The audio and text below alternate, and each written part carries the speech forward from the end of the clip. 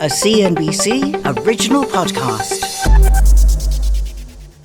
We all have to make big decisions in our lives, decisions that define and influence our professional and personal journeys. If you reflect on them, some are good, of course, and some I'm sure you definitely regret. In my nearly 3 decades as a financial journalist, I've interviewed literally thousands of CEOs, politicians, and market voices, and they all had to make choices to get where they are today. In this podcast, I hear about those decisions, as well as the moments of doubt, of risk, and conviction that impacted our guests' journeys and the people they lead. This is Executive Decisions with me, Steve Sedgwick. My guest today is Tim Adams. You can run up your balance sheet for a long time, you just can't run it up forever. We're not learning the need to think long-term, to invest long-term. Tim is the CEO of the Institute of International Finance. One of his most pivotal decisions happened early in his career. He was offered the job of a lifetime at Enron, the kind of role that young executives dreamed of, but something didn't sit right. It was an epiphanal moment, and I just thought, this feels too good to be true. There's something in my gut that said, this isn't for you. That instinct didn't just save him from scandal, it charted a path that would lead him to the US Treasury and ultimately make him one of the most influential voices sounding the alarm on a looming global debt crisis. This is a problem that will at some point explode. But that's a subject we'll dig into later in the conversation. First, the choices that changed everything. These are Tim Adams's Executive Decisions.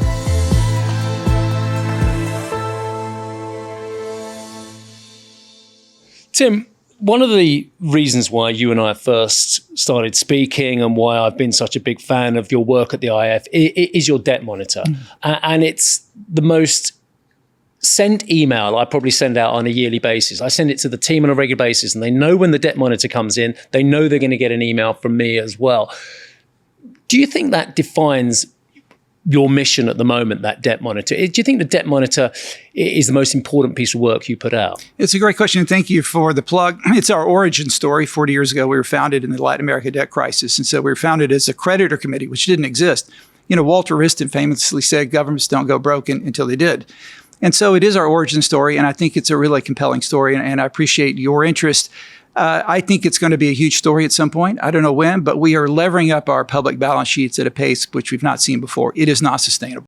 But the thing is, the origins of the IIF are the fact that the financial community, the central banks, more latterly the hedge funds, all these financial institutions, they just weren't talking to each other. They weren't discussing what the big risks were out there as well. They weren't looking at the big problems as well. But one thing I would say is that since 1983, in the 42 years of the IIF, we keep repeating the same mistakes.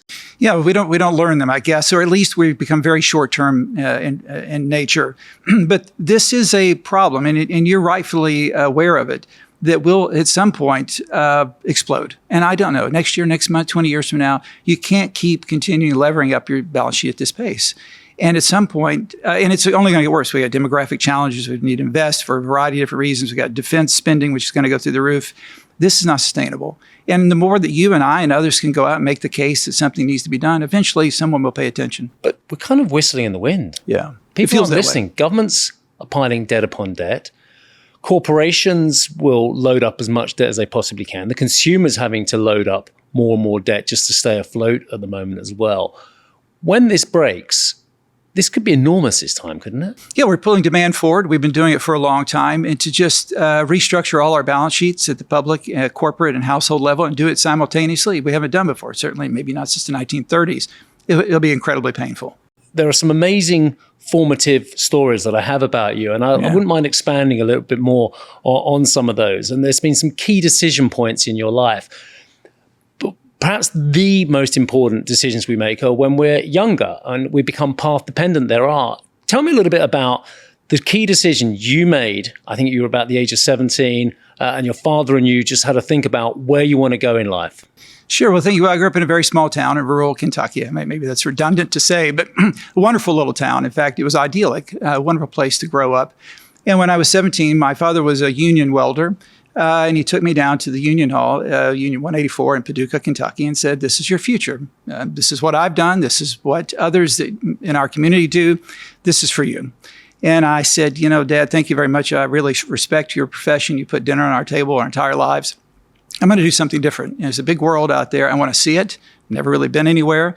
A lot of books to read, a lot of things to learn, a lot of people to see. And I'm going to go, put my knapsack over my shoulder and go see what's over the hill. Why did your father want you to follow in his footsteps? And why did you decide you didn't want to? Well, maybe every parent wants their child to follow he had a noble profession. He loved what he did.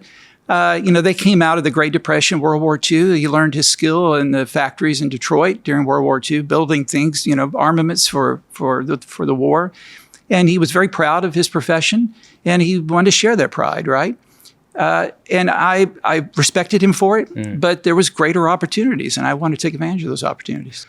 In terms of the opportunities that were there, I mean, obviously through your education, you said you've read a lot of books. I know for a fact you do read a lot of books. I think I've read somewhere in your notes that you buy far too many books. You've always got a dozen books on the go. I do. I'm not quite as bad as you, but I share your passion for literature, and we've shared a couple of titles amongst ourselves as well. What made you that person at an early stage? You come from a small town in Kentucky. There was a great future ahead of you in manufacturing, in welding as well. What made you become more bookish and have this worldview, do you think? Yeah, this is a great question. The school where I went to school for most of my life, first through eighth grade, was 2 blocks from my house. So I walked every day. But between my house and the school was the public library. So it was a place I stopped off in the afternoons if I didn't have sports, and would spend the hours sort of milling about the shelves of the public library. And I thought, there's a magic world here. I could see the world without ever leaving the library or my hometown, right?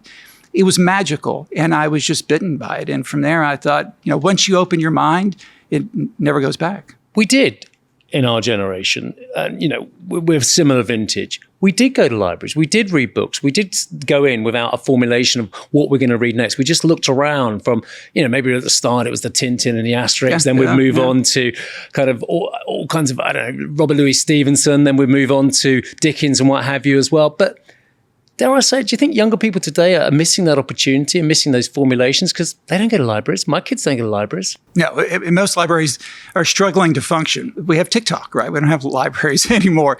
But I think we've lost the art of reading. I think we've lost the art of even long-form journalism, let alone reading novels. And I think that's unfortunate. You need to have the discipline to be able to sit down and think through a longer story and focus.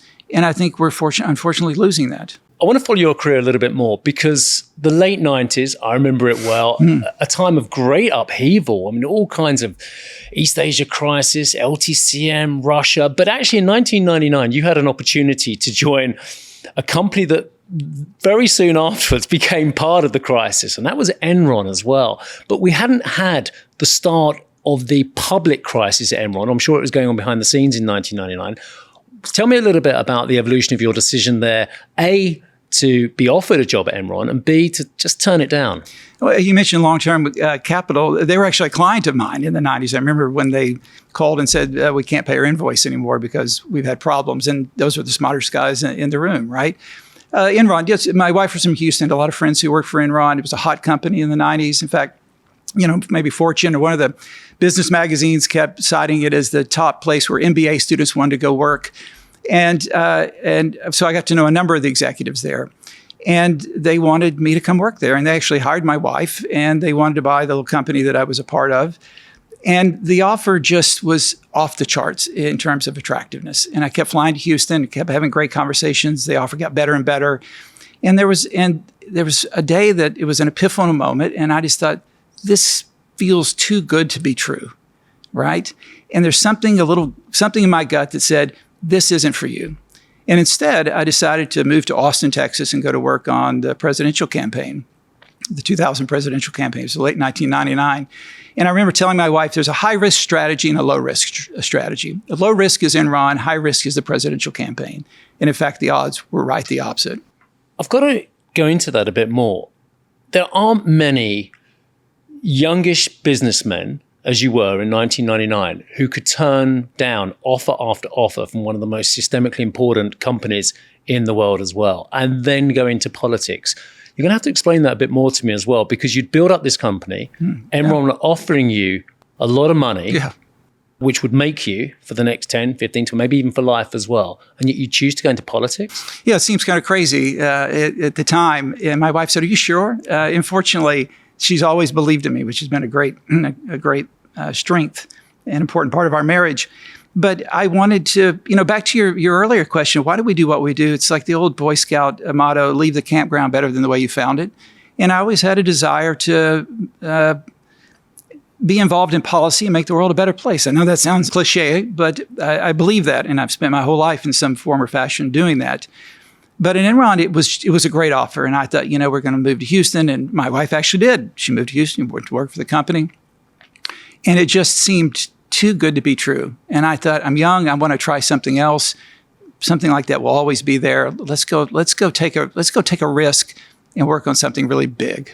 Yeah, amazing. And so then you went to work on the George W. Bush campaign? I did. I'd worked for his father. I was in the White House for 3 years. So I knew many of the people advised around George Shultz, some of the just giants of the time. Yeah. And so it was a great opportunity just to be a part of the team from the very beginning. And he was a wonderful candidate, a wonderful person to work for, very ethical and moral individual. And we just thought, what the heck, we've had a good run. We've made a little money. Let's take a risk and try to change the world. And if he wins, you're in administration, maybe you can make a difference. And then, of course, he did win. Mm-hmm. And soon after, world events just took on an unbelievable turn of events. Of course, 9/11. We all remember where we were, 9/11, and we all remember the consequences thereafter. Talk me through that period, because you were working in various roles under various Treasury secretaries throughout that period. Yeah, I went to Treasury after we won the election, the recount. The White House sent me over to work with Paul O'Neill, who was the first Treasury secretary. And I liked Paul, and I worked for 3 of them, including John Snow and Hank Paulson. But Paul and I we were in Beijing for the first China visit. And then we just had flown from Beijing to Tokyo and just checked into the Imperial Palace Hotel in Tokyo. And we'd set up a media room, and someone said, there's been an accident in New York. So we turned on the television, you'd seen one tower aflame. And then in real time, we saw the second plane hit. And that's when I thought, this isn't an accident. This is something very different. And then it took us 2 days scrambling to get on the Department of Defense. We finally got on a cargo flight from Tokyo back to the United States. And I'll never forget flying across the Pacific. We were the only airplane in the air because everything was shut down. And we did an aerial refueling over Alaska. And as the sun was just coming up, and I thought, we're going back to a world that we don't know what does it hold for us? And my wife and children were back in Washington. And in fact, my oldest was in a daycare center not far from the Pentagon. And so you see the smoldering, you see the smoke, and you think we're at war with an unknown adversary, and we need to go back and go to work. And we did. And it was a life-altering event. It was a life-altering event. And then, of course, the invasions thereafter in the ensuing years as well. How did you get on with the day-to-day, being part of the administration that was reacting and having to react aggressively on an international stage as well? Did it feel that it wasn't just the geopolitics were changing, that other things were changing in the world as well? Well, and remember, the president came in wanting to be the domestic policy president, right? It was not focused on nation building. In fact, he ran as opposed to nation building, but he had an amazing foreign policy team. So he wanted to be the domestic president, focused on domestic policy, education, healthcare, and now it's about foreign policy and terrorism. And so I was a part of the Treasury team. So it was everything from tracing how financial flows were going to terrorist organizations to examples of when we went into Afghanistan, how do we reinstitute a currency? So we flew to Afghanistan. We had a program where the warlords would bring down the old currency from the mountains on pack mules. We would shred it and burn it and then issue a new currency. So where were the plates? They were somewhere. The currency plates were in Switzerland. So just creating a whole new currency, helping the central bank, helping the finance ministry, and then doing the same thing in Iraq. How could this not have been an incredibly formative period? 4 years earlier, 3, 4, 5 years earlier, you're thinking about selling your company to Enron. And then, of course, the Enron collapsed in 2001 onwards. And now you're working with warlords, shredding currency, creating new currencies in Afghanistan. Tim, it just seems almost a crazy story. Yeah, well, that's my whole life. It's a crazy story. You make choices and you find yourself in Kabul, or with a lot of people with firearms, and you're trying to figure out how to get a central bank up and running. John Taylor was instrumental. The economist from Stanford was really instrumental in helping that. But it's not only that. It's when, early on, even in Iraq, when the military wanted to look at bombing targets, you had to tell them, please leave the Central Bank and Finance Ministry alone, but especially the central bank. Here's the building. Here's the map. Please don't bomb this building because we need to get a central bank back up and running in both Iraq, but especially Afghanistan. What did you learn most in that period? Well, that, you've got to be nimble, that you think as soon as you think you've got things figured out, you're going to be wrong. And you've got to make decisions very, very quickly with limited, imperfect information.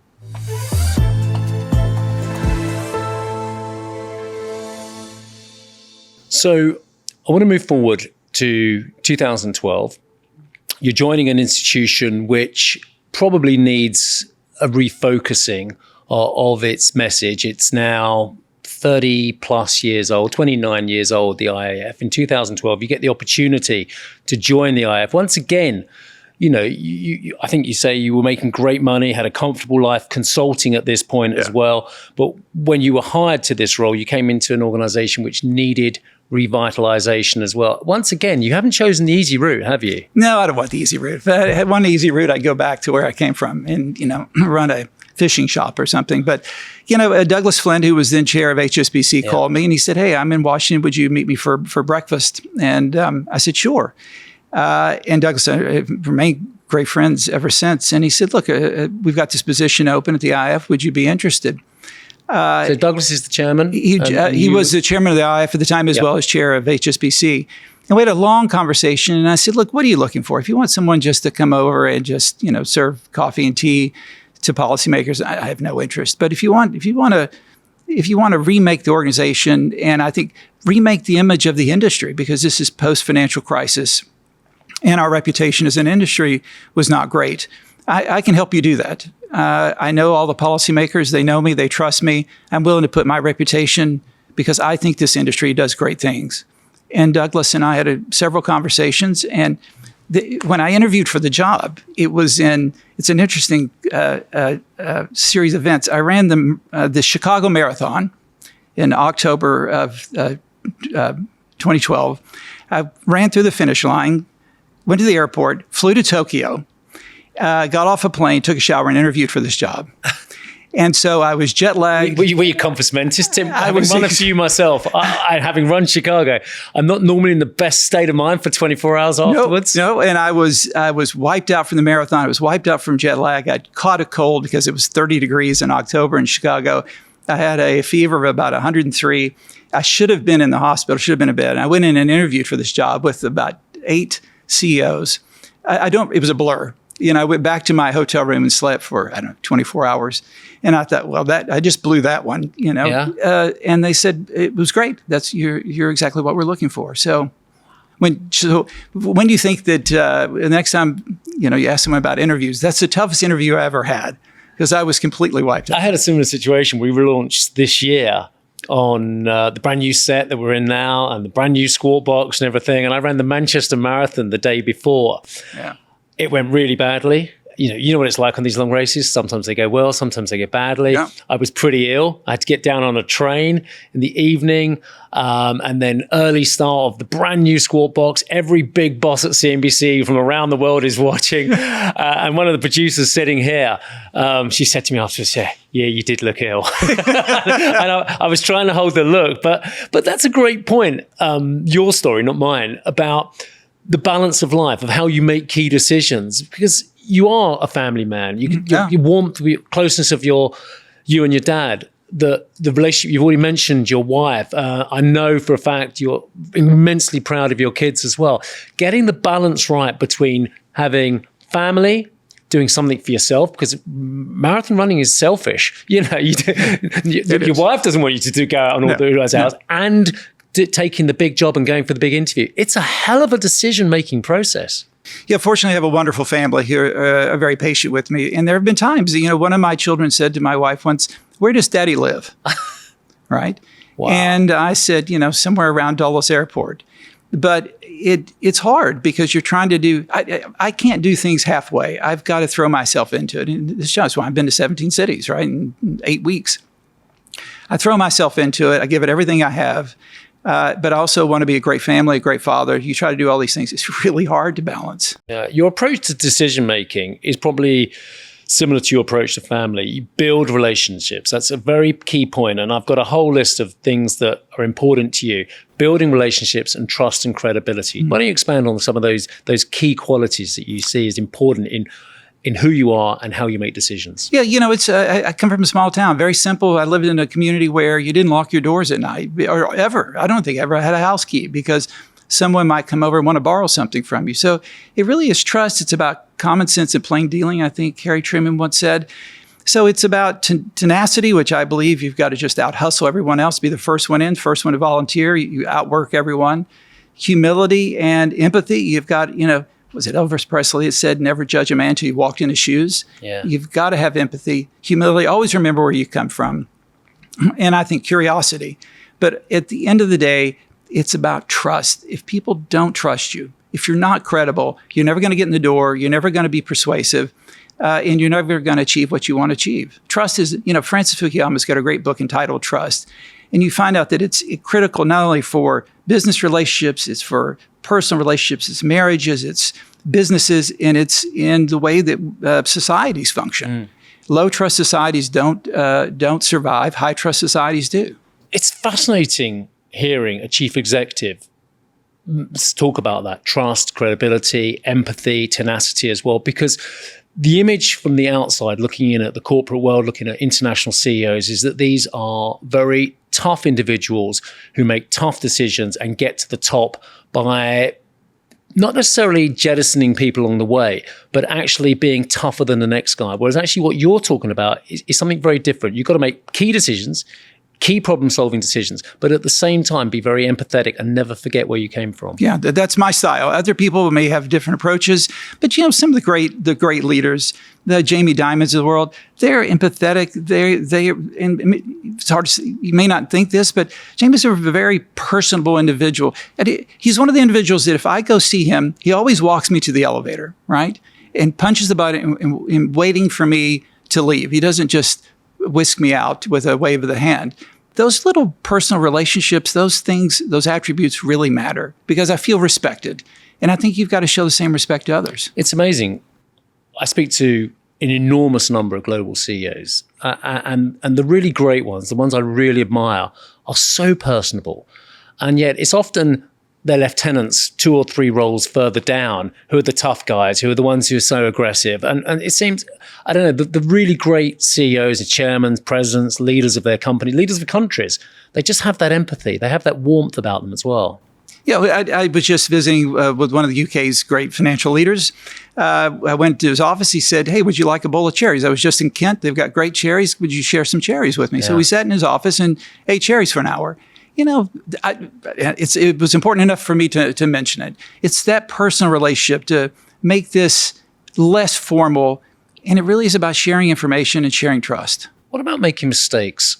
We, as a team at CNBC, and certainly on the shows I work on, we make mistakes. And I tell the team, and I've been around a long time, I'm the old man of the team. I say, we'll make mistakes and we'll make them together. And it's important to make mistakes and learn from them as well. I heard the old James Dyson story that he didn't make X thousand mistakes before he came up with his vacuum cleaner that worked and sold millions and millions. He had different patents and he wouldn't have learned enough without those mistakes as well. How do you feel about that within your organization? Yeah, I make mistakes every day. I'm human, right? And as I said, you have to make decisions with imperfect and partial information. You're doing the best you can. You're making decisions on the fly. And you find out, I should have said it differently. I should have done it differently. I wish we'd done this a different way. You have the beauty of hindsight. I don't let it get me down. I don't lose any sleep over it. You get up the next day and you go back to work and you learn from it. And you realize that it's just part of being human, that it is what it is. But I make mistakes every day, without question.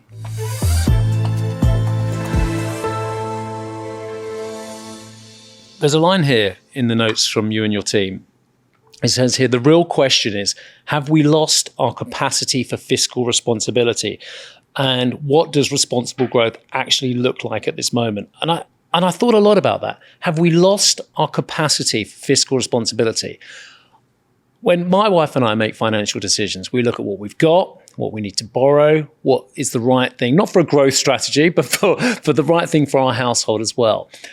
When our leaders on sovereign nations making those decisions, I can't help thinking they're making very short-term decisions now and not thinking about their children and their children's children when they make these fiscal decisions. You're spot on. If you just look at the latest, the big, beautiful bill out of Washington is very short-term focused. Many of the tax provisions expire in 2028, 2029. So, on a giveaway status, they're very short-term in nature. They're running at massive deficits and adding trillions to debt.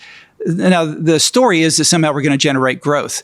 But and I've got nothing wrong with debt. I think debt for investment, for capital formation makes sense, right? If it generates either a social return or a private return that covers the cost of capital. But we're borrowing to fund consumption. That's, when I was in graduate school using credit card to buy groceries, you can do that for a while. You just can't do it forever. And so I think we're not investing enough. We're not focused on human capital. We're not focused enough on capital formation, on science, on research. And you can rob from that. You just can't rob from it forever. We need to be more long-term focused. I talked about failure a couple of questions ago, but is this a failure of the IIF? Is it a failure of me as a TV news anchor in the financial world to explain to people the ramifications of their decisions? You talked about the IIF being formed in 1983 in the aftermath of the crisis. We talked about you joining the Bush campaign in the aftermath of several financial crises. We talked about you joining the IIF in 2012 amidst other financial crises or post-financial crisis as well. We're not getting the message across, Tim. No, and the broader message is just one of trade-offs and sacrifice, and those don't play well. So, and I understand. I didn't run. I've never run for election for anything. No one's ever voted for me. I've never had to go out and persuade people to vote for me. And I'm sure but I've been around a lot of elections. It's very difficult to get people to accept sacrifice, except in times of times of stress or crisis. We had a crisis. We had a global pandemic. It would have been an opportunity for us to do a variety of different things, but we didn't. In fact, in some ways, it made us more divisive and disputatious than it has made us more unified. But there is a very complex world, and making those decisions is more complex than ever. They've got to keep taxes low. They've got to keep growth strong. There's vast amounts of competing demands out there as well. You've got the geopolitical overlay, which is complex to say the least. No one knows how the relationship between the greatest superpowers on the planet is going to look going forward as well. It is more complex than ever. But are we making the problem worse? Are our leaders, and you mentioned the One Big Beautiful Bill, but similar spending decisions are being made, have been made elsewhere around the world. The Chinese, as I know from your monitor, are increasing their debt load enormously. Short-term financial decisions, are they adding to the problems now, let alone down the road? Indeed. And people say it's a crisis of capitalism, but you mentioned other countries, other economic systems, which have similar outcomes, and I wouldn't describe them as overly capitalistic. It is short-term in focus, and I think that describes most of the countries that are running large fiscal imbalances. Look, everyone wants everything that they want, right? You want to consume, but you don't want to pay tax. You want social insurance programs, but you don't want to pay for them. Eventually, you have to pay for things. But we don't have a mature conversation about trade-offs, about what it takes. In fact, we've told voters for decades now, you can, as Oprah Winfrey says, you can have it all, you just can't have it all at the same time. We told them you can have it all at the same time. And we're just going to borrow from our grandchildren, our children. But they don't have a vote in this.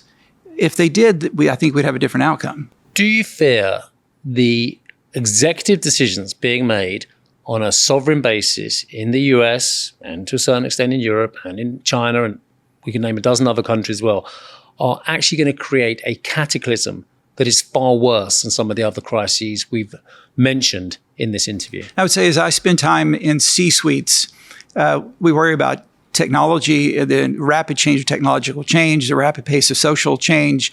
But I would say that in trade and tariffs, which I think is creating enormous uncertainty, and I think freezing capital formation, and that's anti-growth.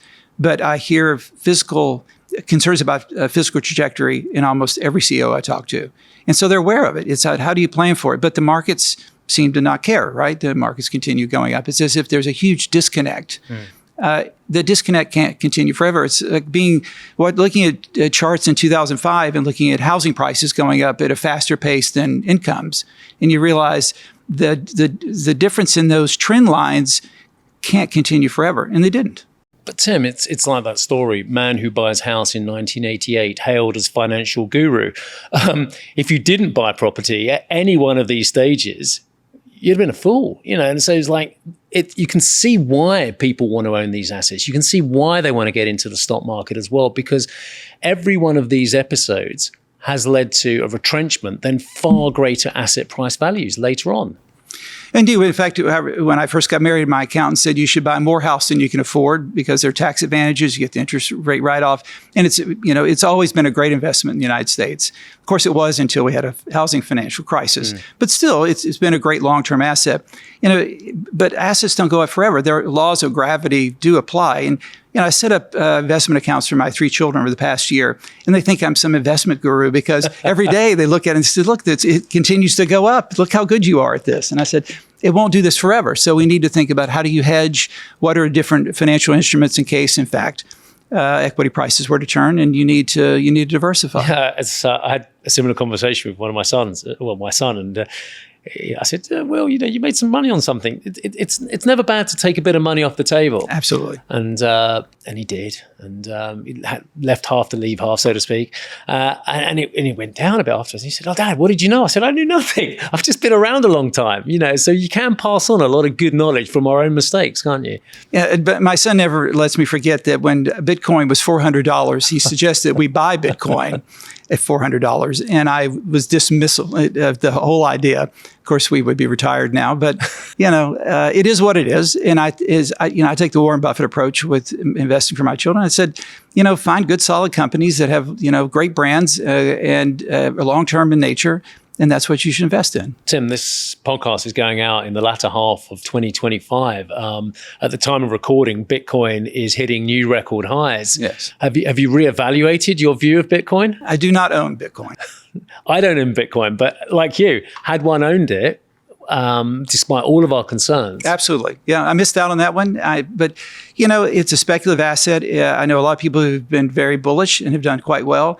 I'm much more traditionalist in my approach. I look for good, solid companies, and I think they're good, solid companies to invest in. We've talked a bit about failure, and we've talked about the US system and concern that we have about borrowing today and taking from our children, our grandchildren. But one thing I want to be really positive about, and I love about America, and I love about America entrepreneurialism and capitalism, is the ability to take a knock and get up again, and take a knock and get up again. And the system is very encouraging and accommodative for that. Unlike, dare I say, on this side of the Atlantic as well. It's a real positive about the United States. And it's not just a cliche, is it?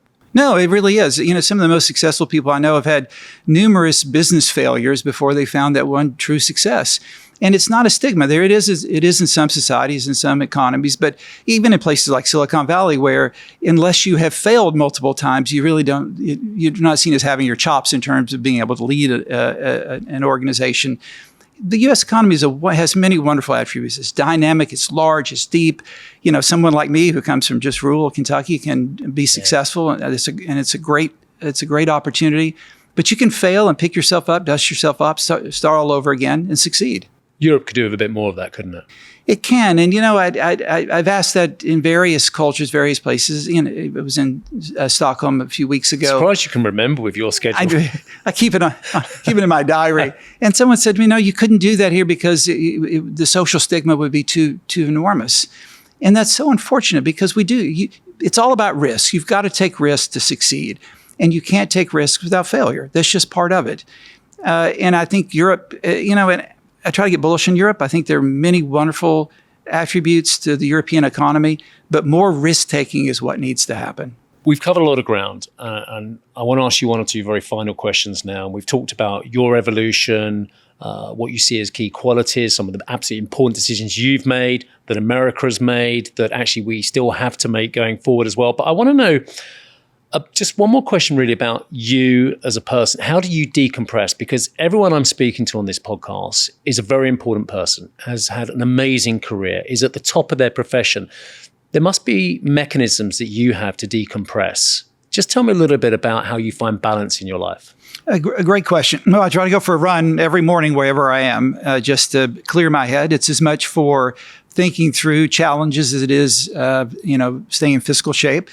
I try to read everything I can get my hands on, and then I try to do sort of interesting travel. So this year I've been exploring the Arctic regions. We went to Antarctica earlier this year. We're going to do some trips to the Arctic later.